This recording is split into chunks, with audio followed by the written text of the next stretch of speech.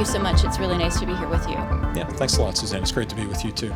You know, I thought we might start off talking today a little bit about the role of the Director of Intelligence for NATO. What does that encompass? So what do you actually do on a day-to-day level, and how do you work with all of these different countries to bring a sort of theme to the intelligence, if you will? Sure. So I think first thing I should point out is that my post is actually fairly new.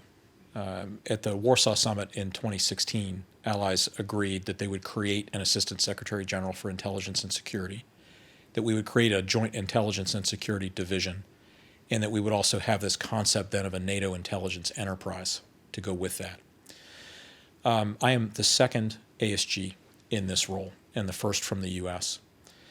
A large part of my job is to bring together jointness in terms of both military and civilian and intelligence and security within the headquarters environment, out to the military commands, and then also to bring the intelligence and security services of the allies into the work here in this headquarters. But I would boil my job down to really three key things. The first is to be sure that we have the best security we can possibly have.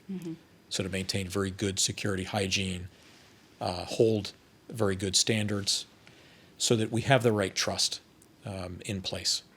And that helps us get good people here. It helps us get good information. But it also helps us have good confidence that our debates then can be secure and private, and the decisions that the alliance takes can be protected. From an intelligence perspective, I have two key strategic functions. The first is to make sure that the 30 allies get the best intelligence-driven insights they possibly can, and that they get it at the same time in the proper format for them.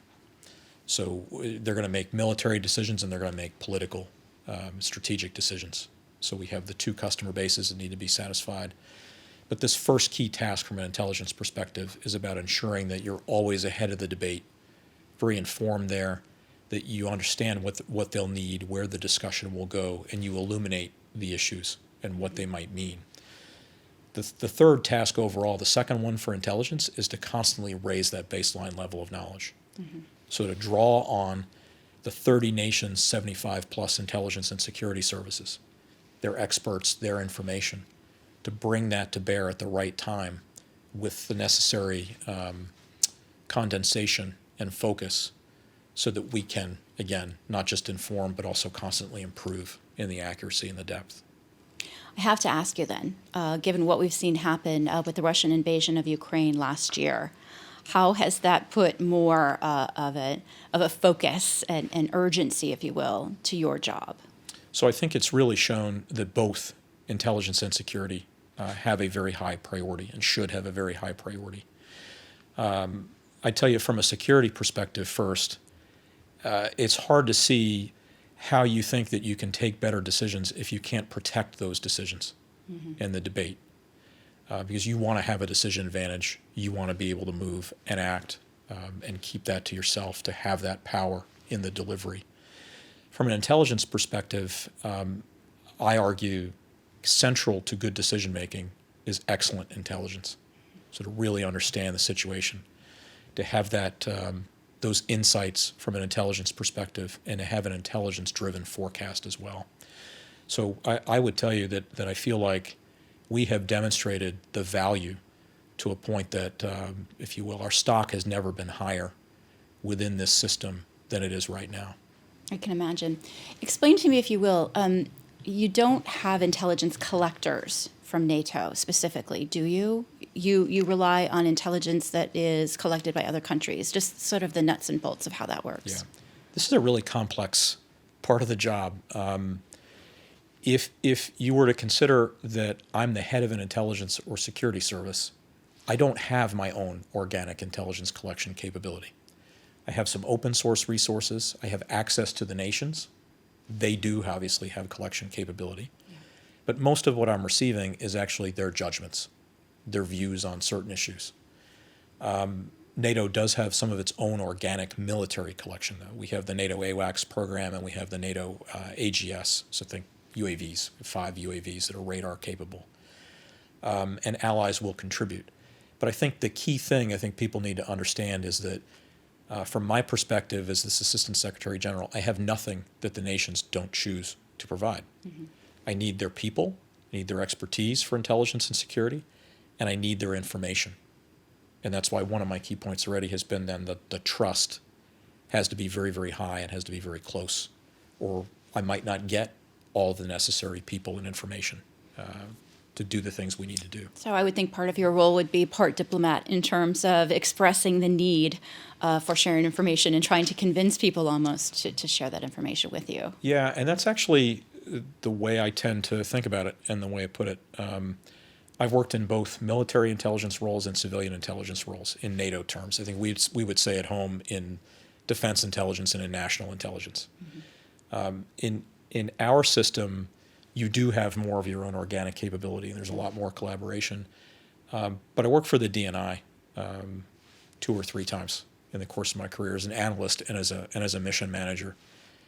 Every DNI I worked for took the same stance that I'm trying to take here, which is that I'm not directing anything. I don't control very much, and I don't need to. What I need to do is illuminate the priorities, convey them, convince. I need to show the opportunities for collaboration, explain why that's good for individual nations and for the alliance as a whole, and people in our businesses to do the right thing. So they are going to contribute and do the work. But I have felt in U.S. terms like the job is a combination of a portion of the DNI's responsibilities and authorities, the Undersecretary of Defense for Intelligence and Security, and the Joint Staff J2, all in one person. We talked about Russia's war in Ukraine and how that's really kind of changed the global landscape, if you will, in the past year. And just today, I think we were mentioning the Cipher Briefs open source report that there were a couple of AWACS that were sent to Romania to monitor kind of Russian military activities there. That's out in the press. I'm wondering, is there more of a need now for more collection assets for NATO as we move forward, or are you? And I guess that would answer the question of: are you looking at the Russia-Ukraine war through a long-term lens or through a short-term lens? So the answer to those questions is all yes. But let me kind of break down into a few key points. I think the first thing is that what you see there are the use of the NATO military intelligence collection assets. But something you've left unsaid are the nation's contributions to the Supreme Allied Commander Europe's operations, to his strategic campaign to deliver on the mission that he has in this case, which is to ensure the safety, security, the defense of every square inch of NATO territory.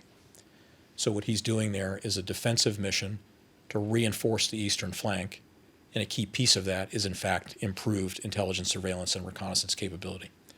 And he will draw on resources the nations have contributed either in advance in the form of the AWACS. The AGS has also been used to support those requirements. And the AGS is? Sorry, again, that's the Allied Ground Surveillance System. So that's think again, our 5 UAVs that have the radar sensor on it. But he's drawing on an even greater quantity of Allied contributions in the form of their own ISR take from national missions. And he's also drawing on the resources of the nations as they contribute platforms, processing, exploitation, dissemination capability also to the alliance to be used in a coalition, in an alliance frame. There are 40,000 more troops now under Sakir's command as we are in this month than there were a year ago. And a large part of that, in fact, was this reinforcement. So there's more air policing. There are a greater number of battle groups. There are a greater number of actual troops on the ground. And there is more intelligence and surveillance and reconnaissance assets available. And that's planning for the long term. Yeah, sorry. It's not a stopgap. Yeah, sort of. No, it's not. Well, certainly now, especially that we're almost a year on. I mean, Yeah. it is a strategic military campaign to perform those missions and satisfy those requirements. And I think you can see the effectiveness of it, not just in terms of what we know, but also in the resultant defense and deterrence capability. We are also thinking about the long term and what all this means. I mean, we hopefully will soon have 2 new NATO members in Finland and Sweden, which will fundamentally change the NATO geography when you look everywhere from the high north to the Baltic Sea, very much making the Baltics and the Baltic Sea more of a NATO area, frankly, in a way that it might not have been before that. And we're also then thinking about the way in which the alliance adapts. And you may have questions about it, but I think you can see a lot of this in the results of the Madrid summit, in the communique and the political and military decisions that nations' leaders agreed there, and also in the new strategic concept that charts the course, essentially, for NATO for the next 10 years at the strategic level. I think it was Henry Kissinger who was out in the press this week saying that the Russian invasion of Ukraine is reason enough for Ukraine to be accepted as a member of NATO. Understanding that you're not managing policy here, Yeah. how would that change the NATO footprint in terms of the ability to gather intelligence and the changing geopolitical footprint that we're seeing with, as you mentioned, the bids by Sweden and Finland to join NATO? Yeah, so I think first thing important to point out right up front is that whether nations join is a two-part decision. Nations apply for membership, and the members, so currently the 30, then also take a collective decision about membership. NATO allies have agreed in the past in Bucharest, the Bucharest summit, and then also just reinforced in December of last year anew. The open door policy still holds, which means that new members may join, again, if those two conditions are met, and that Ukraine, in particular, door is still open for Ukraine. The initial commitment, I think, if I take it out of the stock political language, was that it's not a question of if, it's a matter of when. But again, those two conditions have to be met. I think the alliance has very clearly communicated that what's most important right now is to support Ukraine, to ensure that they have what they need to defend themselves and to prevail on the battlefield, to restore both their territorial integrity and their sovereignty. That's what the alliance is focused on now. We have had a long-standing relationship with the Ukrainians, really in many dimensions: cyber, intelligence and security, military training, humanitarian assistance, economic assistance, and so on, going all the way back at least until 2014. And I think that's really paid off. And I think you can see, I don't take anything away from them in terms of their successes, but for example, it certainly has made it easier for them to assimilate Western weapons and tactics from having had so much cooperative training in recent years. It would change quite a bit, actually, I think. Now let's go to the prospective. Yeah, Ukraine. If Ukraine were a member, the geography again changes. The alliance geography changes. We already have allies and partners. Ukraine is one of them on the Black Sea. But we have Bulgaria and Romania. We have Turkey. We also have Georgia. So NATO has been, I think, constructively and positively engaged in the Black Sea region for quite a long time. And the Black Sea is no less important to alliance security than are any of the other regions that we care about. When we say we look at 360 degrees, the Black Sea does have some significant importance. But again, I think that's why the Secretary General and the nations have expressed that first thing is that Ukraine has to prevail. Then they'll have the further discussion about what the future might hold in terms of membership. You mentioned cyber, and I'd like to get back to that for a moment.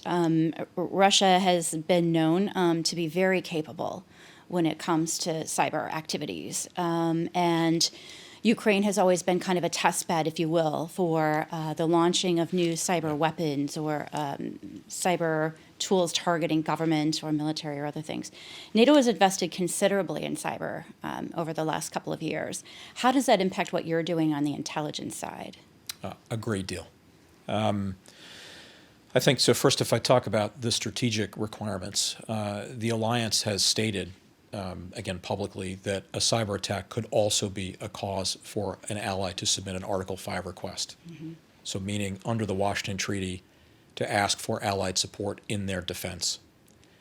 No ally has done so, but you have seen allies that have come under cyber attack, and even some partners that have come under cyber attack that have then caused or have warranted a statement from the North Atlantic Council on behalf of the alliance to the public, to the aggressor, in some cases when attribution has been there, to put out a statement of concern and to talk about action that has been taken or will be taken. So tremendous focus on cyber, at least for that reason. We also understand that cyber is a key operational domain and the alliances agreed several years ago, contemporaneously with this decision that a cyber attack could trigger an Article 5, to also recognize that cyber and space were new operational domains for the alliance that we needed to understand and be able to perform in, to defend and operate. And then correspondingly put a tremendous amount of effort in on our knowledge, education, and training for the alliance, for the headquarters environment, for the commands, and then also to help allies, to receive information from allies and to help allies and partners then by extension. I think the case of the Russian activity is a very interesting one, and I'm sure you know there's been a lively debate about did they or didn't they use cyber. I tend to be in the camp that they did use cyber. Mm-hmm. They used cyber throughout the previous several years, and that's why, in fact, many allies and the alliance as a whole decided to provide the Ukrainians with additional training and capability. That's been reinforced and enhanced. We continue to do exercises with them to help them with threat signatures, to better defend themselves, reconstitute, and move forward. And there were cyber attacks on Ukraine even in the prelude to the war. Directed denial of service attacks, taking the KA-SAT network offline in Ukraine that the government, the military relied on for assured communications for command and control. But overall, we did not see a bigger, more robust cyber shock and awe campaign, and it would seem that the Russians have not been fully able to link cyber effects to tangible, hard military effects on the ground. And this is going to be an area that I think is going to be really ripe for further lessons learned and analysis, both open and closed in the future. Absolutely, and it speaks to intention as well. Was it capabilities, or was the intention not there? Let's talk for a little bit about open source intelligence. This is such a huge area for opportunity, I think, and in the States, there's a lot of communication over the fact that open source intelligence hasn't always fit the traditional INTs, if you will, the intelligence forms that have been verified enough to sort of meet the standard. That's not the world we're living in, though, today. What are you finding as Director of Intelligence here at NATO in terms of how to use open source intelligence, and how are you thinking forward about how that might improve the overall intelligence picture in the years to come? Yeah, I think open source has tremendous value, but it has to be used responsibly. And as I say, as almost an old school person in that view, that we have to be very careful. I mean, if you have a video, you have an image, how much confidence can I have in it that it is legitimate? It is of what it is purported to be of. It was taken where and when it is purported to have been done so. So I'm hesitant to fully rely on open source. And I'm also then correspondingly very careful to caveat, if that's all, so to speak, all I have, I'm going to be very clear. I can't confirm. I don't have other means to confirm. But if I'm more confident with the sourcing, the context, the consistency, the narrative, it does make it contextually more useful. And I think this war in particular has really shown the tremendous value of open source, because there are, an incredible quantity of highly valuable people who are out there not just reporting firsthand, and here I mean people that are looking into open source techniques to track aircraft, to look at results of combat operations on the ground, at sea, in the air. But I would tell you, I've also found firsthand narratives. I mean, when people report for themselves about their forced deportation, about torture, about other maltreatment, as they have made their way out of either Ukraine or Russia in the case of their forced deportation or kidnapping, that's pretty powerful. And especially when that can be confirmed that they are who they say they are, and they did have that experience. Having that is really useful. A bridge point I'd want to share with you is that it's also useful to have a range of classification of the material, because in this job, I'll have some public-facing engagement like this one. I'll have private engagements with the services here or in Capitol, with the nations in both places. And I'll also then have to brief the North Atlantic Council and the Military Committee. And to have things that are classified and unclassified gives me more flexibility to adapt to the various environments and to be able to convey with confidence, this is what's going on. So what do we do then, right? So, as I said, the Alliance doesn't often have its own collection capability, but we are looking as well into open source capabilities for the ingest of proper relevant material, its processing, linking things like artificial intelligence and machine learning to that, to both better enable workflows. So perhaps to try to take things that computers can help us to better determine the legitimacy of something, or to better help us identify what we should look at and we shouldn't look at. And also to just simply process this just tremendous volume of information that's available out there. And these are things that will mature in the coming years. That's been a big challenge, I think, across the board as well, is how to process all of this information that they're getting. I'm curious, because the Cipher Brief really likes to take kind of a global, forward-leaning approach to things. I'm curious to hear from you how some of the member countries are thinking about open source and artificial intelligence. Are there active conversations that you're having with some of the NATO members that you deal with every day on these issues as well? Yeah, all of them actually, and most of the partners as well. So this is a common issue to discuss, and I think through two primary lenses. One is the idea of emerging and disruptive technologies, especially artificial intelligence, machine learning, and all of those capabilities, because the Alliance needs to understand from a defensive perspective, what does that future hold? How can that be adapted? How might that be weaponized as well? What are the rules of the road? What are the ethics? What are the standards? How would potential adversaries or challengers behave with these technologies? How should we think of that, and where would the technology potentially go? And then we also have to consider, how does the Alliance use those technologies and capabilities for itself? So within my business, we have a very active discussion with allies and with the services about the proper role and utility of open source intelligence, and how we can work together as a team, how we can work together as an alliance to position ourselves. Some will contribute open source intelligence, others don't. Some will share tools and techniques. Some don't, or don't have them, or they're working on them, right? But there's a good team effort there. And then there are two things, finally, I'd highlight to you that the Alliance also just agreed in Madrid that I think are relevant here.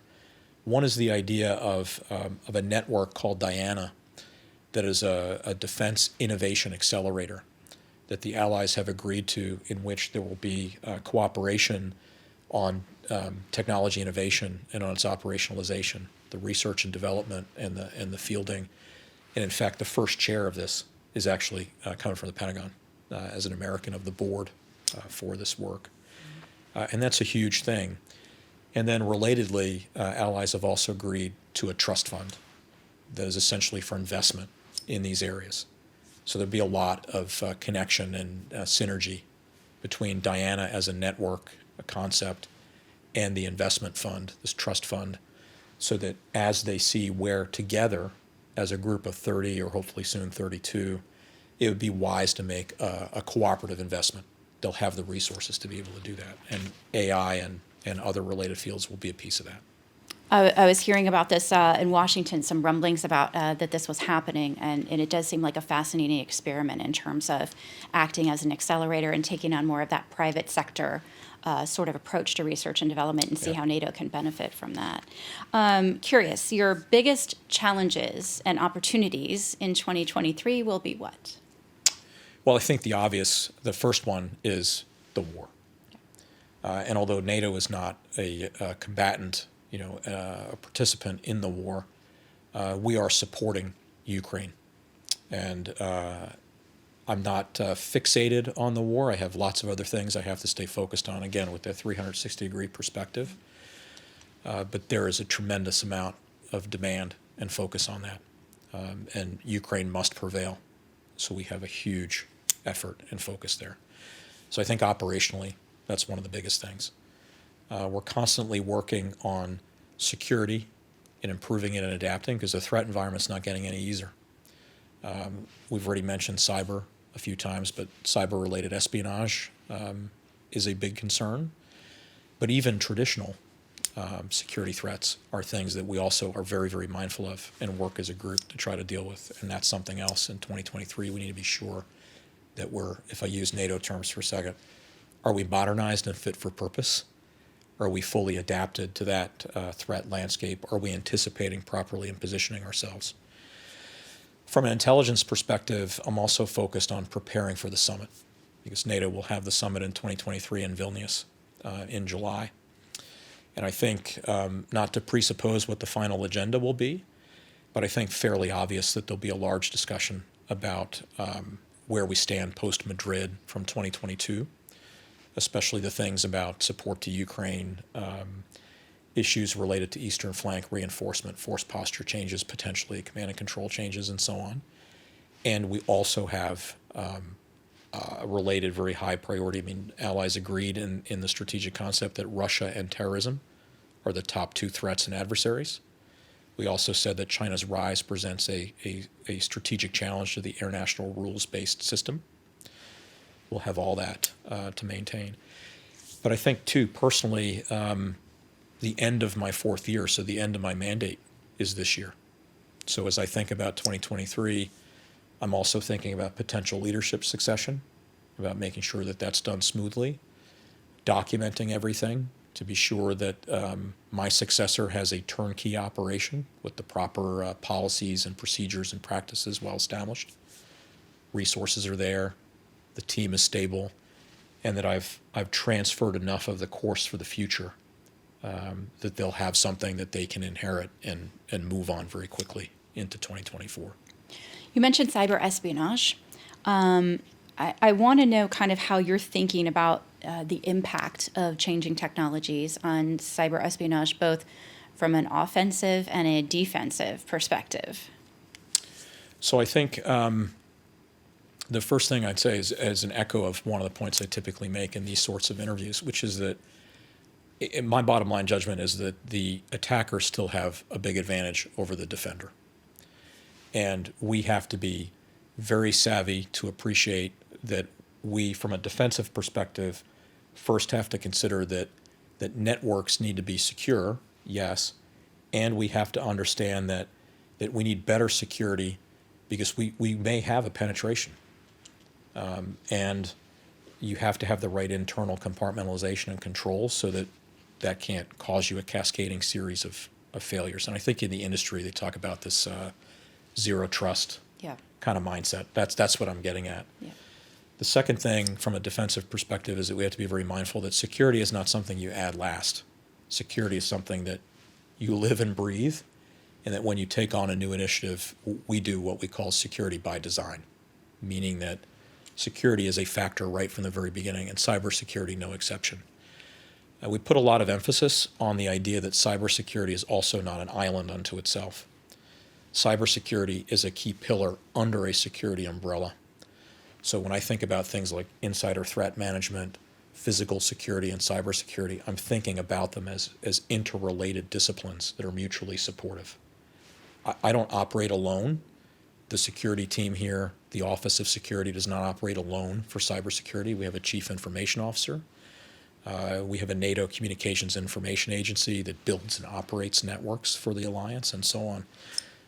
So it is very much a distributed team effort in which we all have key roles to play. To get to the offense briefly too. Yeah. I think we've seen some really notable adaptations though too. A whole lot more ransomware in 2022, and what I've seen of where industry projects for 23, I think that's at least likely to continue, if not rise. And you've seen more governments and governmental actors, municipal all the way to federal level or equivalent, have also come under ransomware attack. So you see this interesting blend then of commercial activity, if you will, plus hostile state actor, more use by state actors of non-state actors in that, some exchange of code, some learning going on there. But to bridge back also to your point about EDTs, I think one of the things that worries me is the use of AI, deep fakes, machine learning to do human engineering in order to break into networks. And I also just read a very interesting article about using AI to actually write the code for malware, even though it's not supposed to be allowed. These articles I'm reading have indicated people found a way to get around it. And apparently the AI was quite good, not just at writing the code itself, but also at generating a script for a scenario of how would I socially engineer my conversation via email or via voice with the target to get the access for my tool to be deployed. And I think it's going to be very, very challenging to try to anticipate and stay ahead of. You're not going to have a shortage of issues to focus on, it seems No, like. the good news and is you're- we'll be employed for a very long time. Yes, But the bad news absolutely is staying right. ahead of that challenge is going to be really, really difficult. It might be short-sighted for me to spend the bulk of our conversation focused on Ukraine and Russia's actions there. I do want to touch a bit on the 360 component to what you have to do. There are other issues in the world. You mentioned terrorism. What are some of the other things top on your radar? So I think first driven by where NATO sees as its area of responsibility and documented in the treaty and laying this out. So the Euro-Atlantic area and Euro-Atlantic security. But that begs the question, okay, why China? I think the reason is, first put, that we're a regional political military alliance that has global interests. And the second reason is that there are some actors and some issues, and cyber is another good one to raise as an example, that have global reach. So we have to have a 360-degree approach. We have to have priorities between those areas that we would look at and the technologies, but nonetheless, 360-degree approach is essential. If you look at the geography, we have issues everywhere from the high north going down through Eastern Europe through the Baltics to the Black Sea, into the Caucasus, then by extension into the Middle East. We still have NATO mission Iraq active, for example, and then back around into what we would then call the South, which again is really everywhere from Iraq all the way through Western Sahara, so all across North Africa. And you can't, again, to give you an example, you can't just look at North Africa if you're concerned about irregular migration, human trafficking, smuggling, weapons issues, narcotics, destabilization, and terrorism, and say, well, the depth of my vision will not go any further than the coastline. You do have to understand what happens in the Sahel and sub-Saharan Africa and so on. And so a 360-degree approach. And in all dimensions, in all those domains, space, cyber, et cetera, and with a proper time horizon. So issues, some examples that are on my mind right now, what will happen in the high north. Climate change is a piece of that. The security aspects of that, especially for this alliance. How will the geography change? How will the topography change in the high north if these projections about what will happen with melting ice, ease of movement up there, resource exploitation, and so on, hold, and the ocean becomes easier to pass? We put a tremendous effort on women, peace, and security also. Right now, actually, a lot of discussion, again, about Ukraine, given what we've seen with murder and rape and torture and forced deportation. But we also look at that in terms of women's radicalization, what that means in a terrorism context, what it means for peace and security, for non-combatants in areas in which NATO is engaged or is providing training and support, and so on. So I just encourage people listening to this just to realize that that we're not just a break glass capability, that if World War III were to come, NATO would be prepared to go do some offensive operations. We are doing deterrence and defense. We are thinking holistically about all the things that allies care about in that context. And sometimes that does mean that we're going to look actually a little farther afield than Europe and North America. What haven't I asked you that you were most looking forward to talking about? I feel like we covered actually a lot of ground. So I think I probably would just say a personal note. I think if people are watching, wondering, what's the job like and what's it been like, and I would probably just say I'm really proud of where I've served and everything I've learned in those roles. But really difficult for me to express how proud I am to be here at this time with the war and all the other things that have happened here since 2019, to have contributed to the successes of the alliance. mean, this alliance protects more than 1 billion people within its 30-nation footprint. So it's hugely valuable as a security framework for those allies, and I've got to say, for the United States also.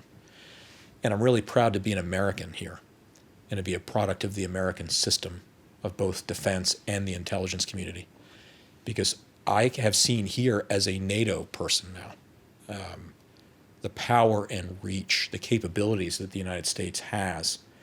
Many other allies have also, but the ways in which intelligence and security can be done, and in particular, the way in which the United States intelligence community performs its function, really prepared me, I think, very, very well to come here, to be the leader of this enterprise, and to help to the extent I've been able to, political and military decision making. So big supporter of NATO, as you can tell, for the alliance and for us as Americans, and also just really proud of the U.S. and the IC. David Cutler, Director of Intelligence for NATO, thank you so much for being here with the Cipher Brief. Yeah, thanks, Suzanne. I really appreciate it. If we could keep rolling for just one moment, I'm just going to pause and turn to Brad. Were there questions that you had that we didn't address? No, I think it was great. I would have probably, you guys mentioned China, I would have. Yeah. Yeah, done maybe a little more there. Dig in a little bit more on China. But I thought you covered it well. And, Yeah, I do think that's, since we're still rolling, I do think that was really interesting, what you mentioned about you have a global, what was the expression that you were, interests. Yeah. So let's dig in just a little bit more on China. Why does NATO care about China? So NATO cares about China for many reasons, but I think the first is that China is increasingly having an effect on the international system and on the international rules-based order. And that's why that language is so clear in the strategic concept. China has been a little less than transparent in terms of what its long-term strategic interests are, what its vision is, and in, not to say the status quo, but I think just in terms of what is the interaction and what does that mean then in terms of, again, for us, Euro-Atlantic security, the values that we have within the Washington Treaty, which again are very much about democracy, human rights, civil liberties, self-determination. These are things that allies hold dear to a point that, I mean, you asked about how does a nation accede to the alliance? Well, one of the first things is, in fact, they have to state that they subscribe to those values and are willing to support those values. The things that we do in every other dimension as an alliance are all intended to protect and sustain those values. And there have been actions by the Chinese that our allies, our members, have observed and felt that are not exactly in line with all of those values. And you've seen this in statements from the North Atlantic Council, in the strategic concept, and in the communiques now for the summit since 2019. The Chinese are increasingly active in the Euro-Atlantic region, politically, economically, societally, and sometimes also militarily. We see cyber developments. We've seen military deployments here. There is a lot of military diplomacy. There is a lot of diplomatic diplomacy, more traditional foreign affairs diplomacy. And there's also a lot of economic engagement. And so it'd be really difficult to think about the future and not understand that an alliance like this one should better comprehend what all of that engagement and the future development of China means when we look, again, at Euro-Atlantic security. Are you concerned about the relationship between China and Russia since the Russian invasion of Ukraine? So we are concerned about the relationship between Russia and China. And again, we've communicated on this, in fact, in public a great deal about it. I think allies have called upon Beijing to provide more political support and strategic political engagement to try to bring the war to an end. It is a violation of the UN Charter. It is a violation of, in fact, many other international agreements that all hinge around the sovereign rights of nations to make decisions about their own future, about their security arrangements, and I mean, bottom line, just to be free. And the stance has not, the relationship between the Russians and Chinese has, as close as they say it is, has not yielded that result. So that's a cause for concern. And I think as we look to the longer term, the Russians seem quite eager to gain support, political and military, from just about any place they can get it. And the Chinese have great capabilities in both dimensions. And so it's very important for us to understand what role might China seek to play, and can we work together, in fact, to bring peace, to bring an end to this war and bring peace that restores the rights and territorial integrity of Ukraine. When you mention what role China might be seeking to play, you mean on a broader global scale? Yeah, because here I mean globally in the United Nations and in other international fora, and I mean specifically within the relationship between China and Russia, and then also then by extension and relatedly between China and the alliance and China and the member states. David Cutler, Director of Intelligence for NATO. Thank you so much. Yeah, thanks very much.